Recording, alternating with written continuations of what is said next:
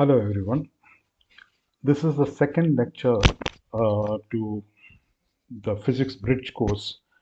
Here we'll be discussing some elementary ideas about differentiation, which you might have studied in your first or second year PUC class. So the first question you should ask is, what is differentiation? Now, technically speaking, the differentiation is a linear operation. Now, the way I view it is basically like a machine. So, for example, here you could have a differentiation machine. You can see that here. So, there is a differentiation machine into which we feed in a function. Okay. So, here there is a function f of x. The function f of x is basically a function of x, and x being the argument of the function. So we are feeding this function into the differentiation machine, and out pops what we call it as a differentiated function, okay, which is very often called as df by dx, where df by dx basically means rate of change of the function with respect to the argument. So for this function, the argument was x, and you're differentiating, or you're finding out the rate of change of the function with respect to the argument of the function. Now, I am not going into great detail about how the differentiation machine works. So here, if you look at this formulae, derivatives of special functions formulae, which is given here, uh, this operation, this part of the operator, which is very often called as d by dx, is the machine operating on the function. This is the function which is being fed into that function, into that machine, and out pops the result of it. Okay. So for example, you are feeding in a function called as u to the power n, u being a function which depends on x, and when the differentiation machine denoted by this d by dx operates on this function, out pops a solution which is basically n u n minus 1 into du by dx, okay, where u is the function of x. So like that, you can have various functions. For example, sine, you can have cot, you can have log, you can have inverse functions, etc., etc., etc. You can feed in different functions into the differentiation machine, and out pops the results. Okay. So please remember the differentiation in this particular way from physics point of view. To give a bit more detail, in physics, you have this differentiation coming in when we say, when we study velocity. Velocity is defined as rate of change of displacement. Okay. So you have rate of change basically means it is differentiation. The displacement is basically a function of time, and we are finding out the differentiation with respect to time. That is nothing but the velocity. Acceleration is nothing but defined as rate of change of velocity. So here what we are saying, assuming is velocity is changing with respect to time, and as a result you have a rate of change. D by dt is the rate of change. We are finding out the rate of change of the velocity. Okay. Now here right now I am not using the vector notation. We will be taught how to use the vector notation in the regular class. So notice these things. So acceleration and velocity. Now, if I want to introduce a displacement, what you have to say is basically velocity vector is going to be equal to d by dt of the displacement vector. Okay, so displacement is going to be a vector, so it is going to be defined like this. This is the actual definition of velocity. Okay. And same way, if you use the vector notation, acceleration vector is going to be equal to rate of change of velocity vector. Now here also velocity has to be mentioned explicitly as a function of time. Okay. Other examples which you may be familiar with is basically rate of change of chemical composition. Suppose you are studying a chemical reaction. Let's say chemical A is mixing with B, giving rise to, let's say, the chemical C. As this concentration of A and concentration of B will be a function which depends upon the time, and C value also could depend upon T. So what you can say is that the rate of change of A plus rate of change of B could give rise to the change in concentration of C. The concentration of C could change with respect to time. So this is basically a rough idea about rate of change of chemical composition. Same way, you can have rate of change of energy gained by the system or lost by the system. For example, suppose you have a conducting material, okay, and you heat the conducting material from one end by heating it up. Then you try to measure what is the heat energy generated here. This is the heat energy. That heat energy will be keeping on changing as a function of time. So this dq by dt, that is rate of change of the heat energy, will depend upon maybe the coefficient of thermal conductivity, the area of cross section, It could also depend upon what is the total length of the material, okay, and it will depend upon the temperature difference between the things and so on. Okay, so this could have basically various parameters on which this dq by dt depends upon. So you can have coefficient of cross-sectional area, temperature difference between the two ends.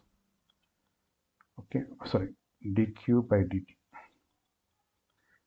and it also could depends upon how long the object may be.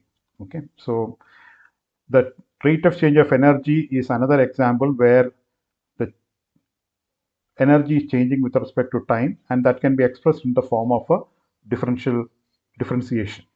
Okay, now traditionally, suppose you have a function f of x whose shape may be given by this red colored curve. Now I want to find out what is the slope or what is the differential of the function at the point P. The point P may be somewhere here. Okay. So what you do is basically you find out what is the value at this particular value of x. You find out what is the value of the function, which you call it as f of x. So for the given x value, you find out what is the f of x value. Then what you do is the slope can be calculated. So how will you find out the slope at this point?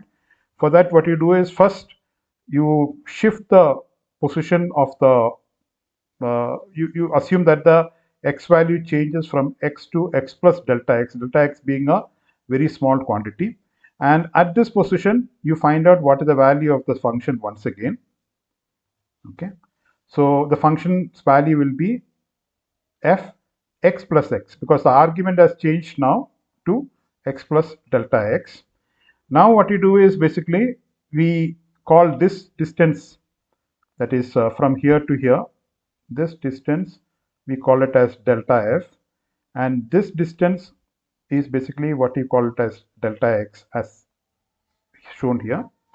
And then we say that the slope is nothing but delta f by delta x and limit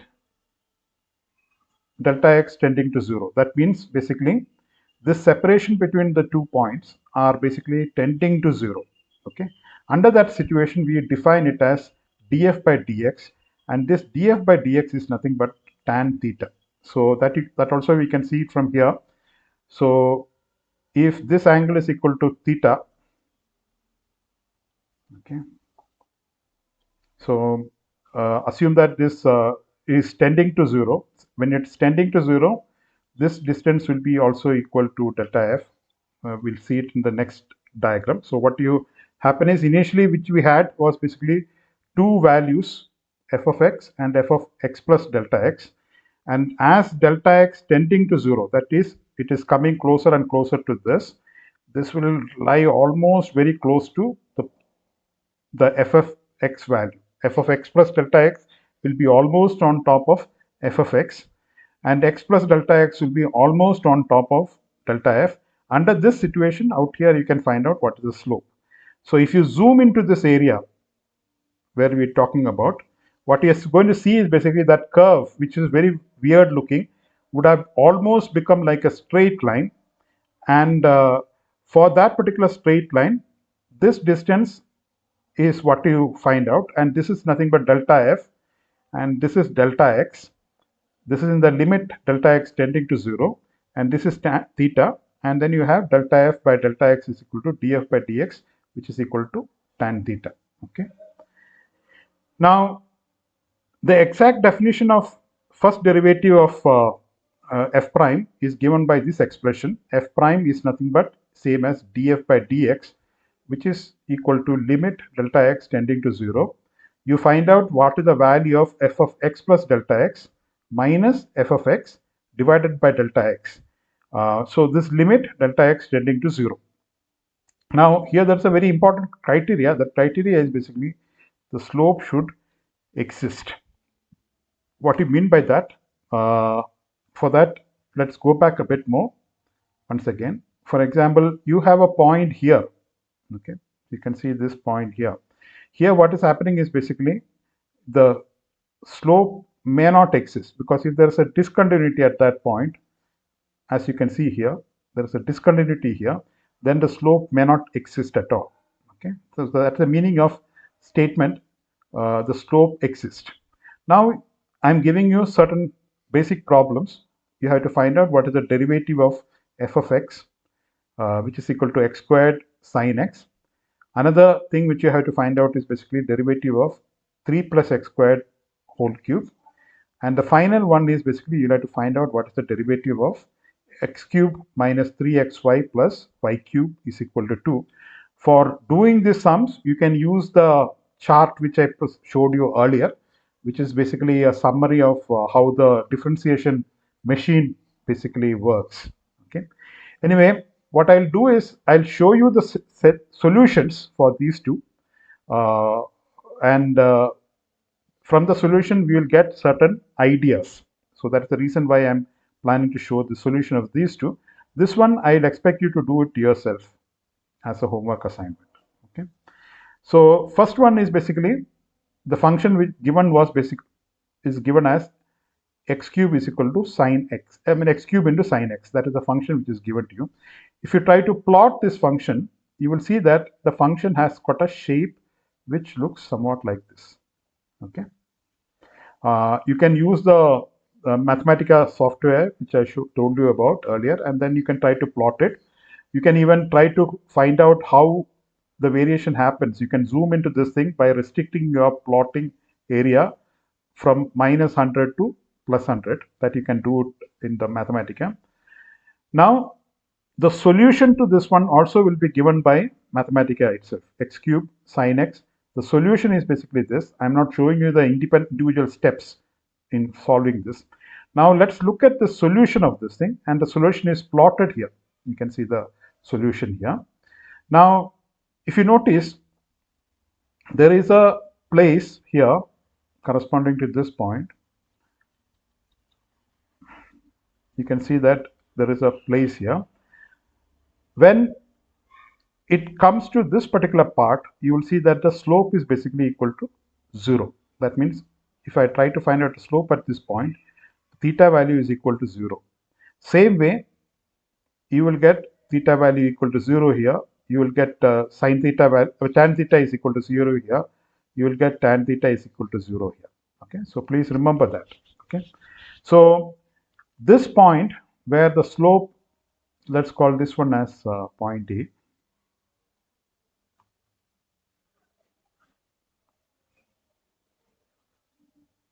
This is a point A, this is point B, this is point C, and this is point D. Okay. So at the point A, the slope has become 0. So if you are going from here, this side onwards, what is happening is slope is keeping on increasing, and then out here it decreases. Okay. So what is happening is, if you try to find out the rate of change of slope, that is basically given by df by dx, how the slope changes with respect to time. The point A, where the slope is equal to 0, is basically this point. This is the point A. Okay. And same way, at point B, you have the slope equal to 0. So this point B, where the slope is equal to 0, is shown here. This is point B. Okay. And again, you have another place where the slope is 0, that is point Z. And that point C will be somewhere here.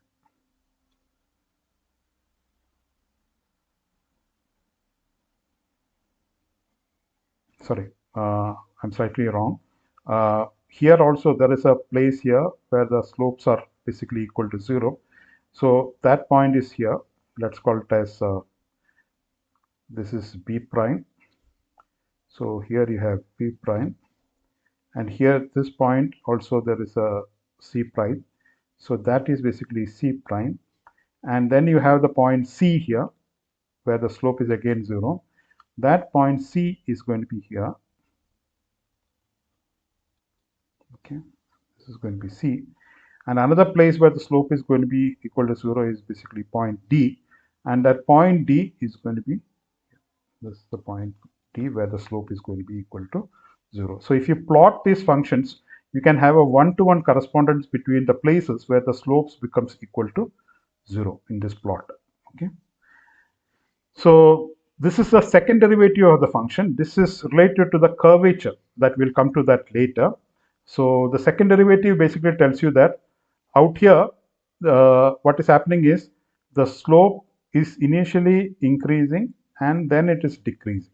But initially increasing, passing through 0, then it is decreasing. So out here, the second derivative is going to be a negative value. So you can see that this point where we had marked, out here, it is going to be a negative curvature. The second derivative, if you look at it, the second derivative will be negative. It is in the third quadrant. And out here, what happens is that the slope is initially negative, reaches a minimum, and then it becomes positive. Okay, the slope is changing like this. So this point where we had marked as B, you can see that the curvature value is actually in the positive regime. Okay, so that is the point here. So you can see out here again there is a maximum.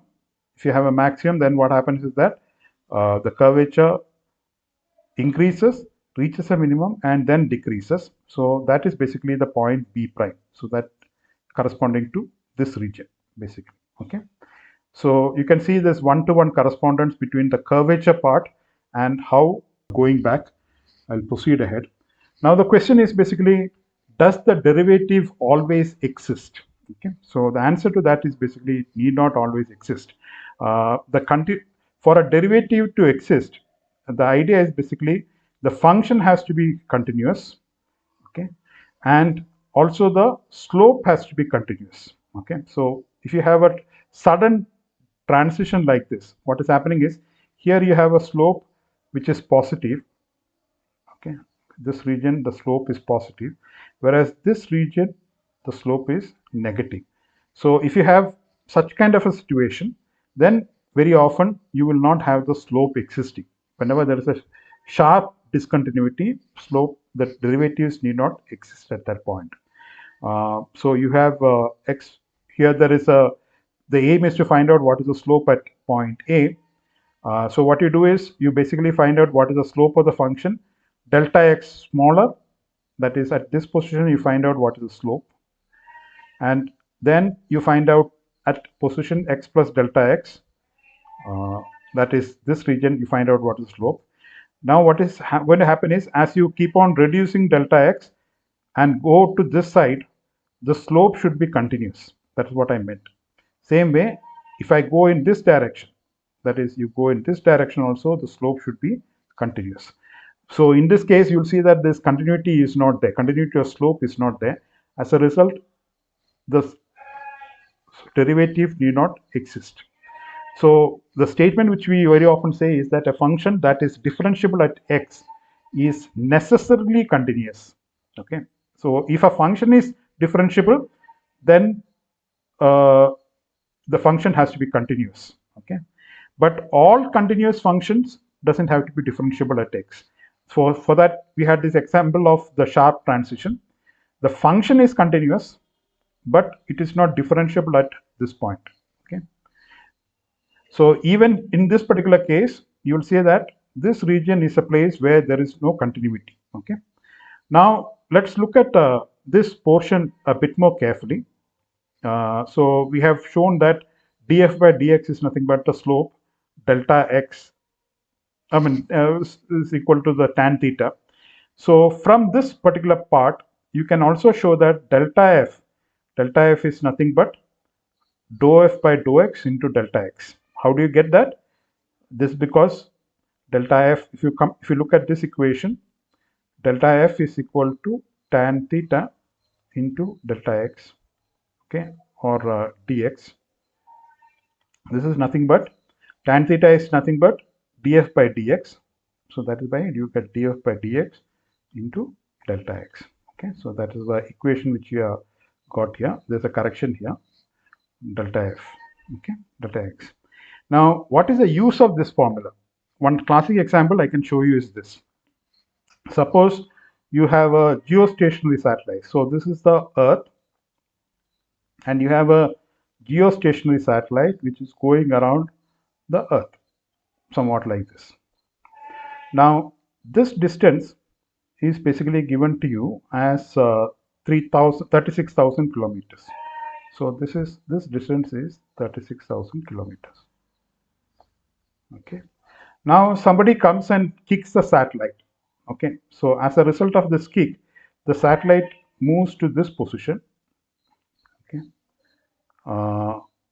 The distance through which the satellite has moved is basically 10 kilometers. That's what it says, because the new position is basically 36,010. So that means the difference between these 2 points, that is initial point if I call it as A and the final point if I call it as B, the difference between these 2 points is equal to 10 kilometers. Now the question is, we want to estimate how much is the change in the force. Okay, so for that you have to use this particular formula which is given to you by Newton, which is the famous gravitational force equation. F is equal to minus g m earth m satellite divided by r squared. Again, notice that I am not using the vector notation. Ideally speaking, I should have used the vector notation.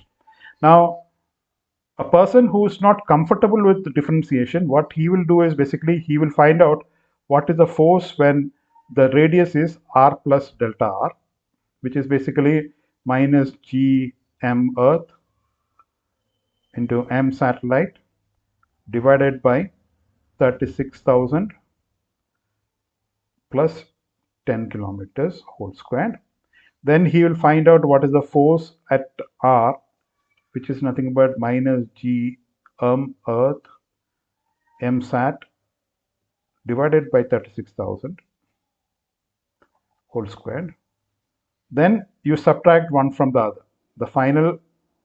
The change in the force will be the final force, that is F r plus delta r minus F of r, the initial force, and that will be the change in the force. Okay, that is how a person who is not comfortable with uh, calculus or differentiation will perform the experiment. Okay, but if you are comfortable with these things, what he will do is basically he will differentiate this function. Notice what is the original function. Original function was basically minus g m earth m satellite divided by r squared. Then this implies if you differentiate this, you will get df is equal to this will become 2 times g m earth m satellite, because that is going to be, this part is basically a constant, so we have to retain as it is g m earth m sat, and then you have an r squared which goes to the numerator r as r to the power minus 2. When you differentiate that, there is a minus here, and that minus 2, that will become as plus 2 into gmm by r cube, okay, into dr. Now it is easy for us to calculate how much is this value. This is nothing but if you take the ratio of this equation df by f, it will work out to be equal to df by f is equal to minus 2 dr by r. So this is a much more simple formula than what we had earlier. This works out to be, if you substitute the values, 2 is basically this 2. dr is basically the change in the radius, which for us it was 10 kilometer, divided by the original radius r, that is nothing but 36,000 kilometers. And if you do that calculation, it works out to be about 5.6 into 10 to the power minus 4. So the change in force, it basically is going to be equal to, so this implies df, which is basically change in force, is equal to 5.6 into 10 to the power minus 4 into the original force. So we can easily calculate how much is the change in the force. So this is the power of the differentiation. Okay. Now the next topic which I want to talk to you about, something called as stationary points. Stationary points basically means the places where the slope is going to be equal to 0. Okay. So there are 3 types of stationary points. First one is basically a minimum. So for example, here B is a point which has got minimum value. At this point, the slope is definitely going to be equal to 0. This is basically a minimum point. And the second thing which you have to remember is a point of maximum. A maximum point also is going to be a place where the slope is going to be 0. And the third place is, you may not have heard before, this is going to be called as the point of inflection. Okay, there are 2 spellings for inflection. This is the British spelling. Okay, this is the UK spelling, and this is the American spelling. Okay, US spelling. So if you are looking at a textbook which is written by the US people, you'll always see inflection as the spelling. If you look at the British authored books, you'll see that it is written as inflection. Here what is happening is, at this point also the slope is going to be equal to 0. But the difference in all these things is basically, if you look at the second derivative, that is rate of change of slope, what is going to happen is basically the rate of change of slope. Here slope is negative, here the slope is positive. That is, at point A the slope is going to be negative, at point B the slope is 0, and at point C the slope is going to be positive. So the rate of change of slope is going to be a maximum here. That is, final value minus initial slope is going to be a positive quantity. Okay, so this is the reason why the second derivative at this point, okay, which is going to be d squared f by dx squared, is going to be greater than 0 if the point is the minimum. Okay, whereas in the case of maximum, if you consider a point here and a point here, what is going to happen is, here the slope is going to be positive and here the slope is going to be negative. Okay, as a result, the second derivative of the function, the rate of change of slope, okay, rate of change of slope at this point is going to be negative. So if you have a maximum value, the second derivative is going to be equal to negative quantity. Okay, but what about the point of inflection? The point of inflection, what's going to happen out here is basically, if I consider the slope here, the slope is going to be negative, and then it comes to 0. Again, if you come to this point, the slope is going to be negative. Okay, so this is going to be a point of inflection. So at point of inflection, even the second derivative will still remain as equal to 0. Okay, not only the first derivative, but the second derivative is also going to be equal to 0 for a point of inflection, because it's the same sign of the slope which is going to happen. Suppose the function was like this. I hope that you remember a function like this which we studied earlier in the first part of the lecture. This is basically a function like x squared. If you had a situation like this, this is going to be a point of inflection. Okay, so At this point, what is going to happen is the slope could be initially positive. Again, it passes through the point of inflection where the value is equal to 0. And again, the slope is going to go on increasing. Okay, so this is again a point of inflection. So point of inflection, you can have slope remaining the same on either side of it. Okay, the shape of the slope is going to be the same in either side of it. And that's the reason why the rate of change of slope is going to be equal to 0 at the point of inflection. Now let's look at one problem. You are given a function like this, 2x cubed minus 3x squared minus 36x plus 2, and it is asking you to find out what are the points of inflection or stationary points and things like that. You should do it explicitly, calculate it, and then try to find it out. But I am going to use the Mathematica to solve the problem. So what you're going to do is, first you're going to plot the function as it is. So this is the shape of the function which you are going to get. Okay, this is nothing but this 2x cubed minus 3x squared minus 36x plus 2. This is the function which is being plotted here. Now you'll see that this function doesn't have a point of inflection anywhere. Okay, but this function has got a place where the slope is maximum. The curve is maximum, where the slope will be equal to 0. You have another point where the curve is minimum. Here also the point is going to be equal to 0. Okay, so what I have done is I have differentiated and I plotted the function. Okay, so when I differentiated this function, you will get what is the value of the differential which you're going to get. It is nothing but 6x squared minus 6x minus 36. Okay, so that is going to be the first derivative of this function. Please try to calculate carefully.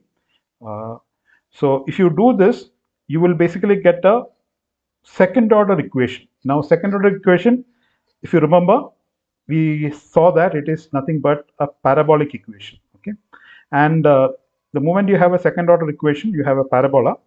That is the reason why you will basically getting a shape which looks like this. It's going to be a parabolic shape roughly. Okay, and this particular curve is intersecting the x-axis at two different places. So you can see that one intersection where the happening is here, another intersection point is basically this. So these 2 points basically corresponds to this one, this place where the peak is happening, and this is the second place which is going to happen here. Okay, so if you notice this, if I call this point as point A and this one as point B, this is going to be your point A and this is going to be your point B. Okay, so without actually doing the second derivative, we can actually find out where exactly is the places which is going to happen.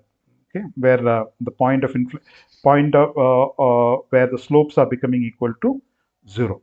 Okay, so what is your guess? So here you have basically 6x squared minus 6x minus 36 equal to 0. You have to keep it, and then you have to factor it.